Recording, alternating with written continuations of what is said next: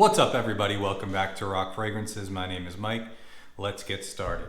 So today we are reviewing the granddaddy of the Sauvage line, which is Dior Sauvage Elixir. So this one was released in 2021 and is the latest in the line of Dior Sauvage fragrances.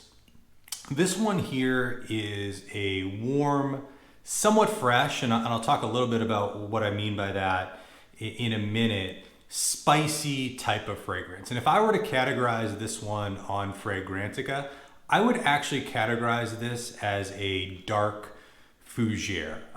It's a Fougère, in my opinion, the more time you spend with this one, that's really been moved forward into the modern day. So we'll talk a little bit about that as well.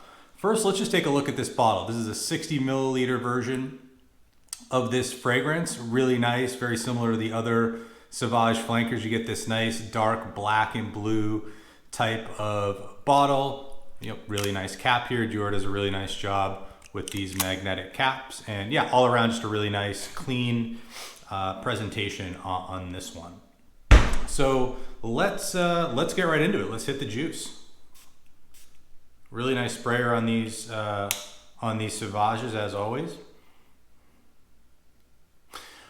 Right away, you're going to notice that this is a clear departure from the rest of the flankers in this line. This one is darker, it's warmer, it's spicier. It has a sweetness that's just really not present in the other flankers.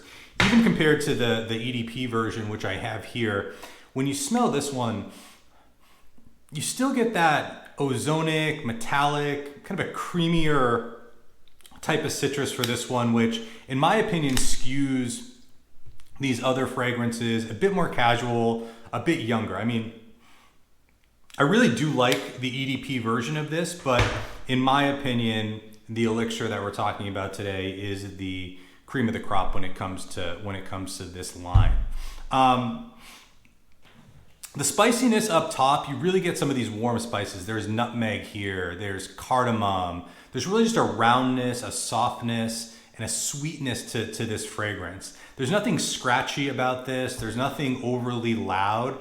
It's more of just a grown-up, mature, darker, sweeter, spicier, warmer version of the Dior Sauvage line. And again, until maybe you get really, really deep into the dry down, you actually wouldn't maybe even know that this is a part of this Sauvage line. It really does stand apart to really something different as opposed to the other flankers. I'd say the most interesting part of this, and I mentioned dark Fougère up front, I'd say the most interesting part of this as you pick through some of that spiciness, some of that sweetness, and you do start to get, and my nose really does start to get that lavender. So lavender is a classic type of note that they will put in male Fougère fragrances. And for me, what this is doing is really bringing that Fougère type of feel into the modern day, where people do prefer that sweeter, perhaps sweet, spicy type of designer feel, but it's giving you something that has a bit of nostalgia to it. And I could 100% see in 10, 15 years, we'd look back at a fragrance like this and say, wow, that was a watershed fragrance for the times. And there's gonna be people in 10, 15 years complaining on Fragrantica that, oh, they don't really make them like they used to before. So that's what I really think is the masterful part of this fragrance. Certainly you're getting Dior, so you're getting really nice ingredients, you're getting a really nice blend, but I think that wink and nod to the past and sort of updating that barbershop, that Fougère, where you wouldn't smell this and say, hey, this is a Fougère fragrance. You'd say this is a sort of parfum concentration, modern men designer, warm, spicy, interesting, great fragrance. You wouldn't think Fougère right off the top, but as you spend time with this one, you sort of start to see, what they're going for. And as I mentioned, as this one dries down, you still get that warmth. Some of the woods come in, some of the patchouli, and then really deep in the dry down is where you get some of that Sauvage DNA, but that takes a long time. So I put these two on a tester, and it took about a day or 2 days before you started to smell that that true Sauvage DNA within this one, which I think is a good thing. I actually prefer, when I think about some of these modern lines, I tend to prefer the Parfum versions. I do that with Bleu de Chanel as well. I just like more mature, darker, spicier, and then sometimes sweeter, warmer type of fragrances when I'm reaching for this. So to me, let's just say, this never came out and all of these were released at the same exact time.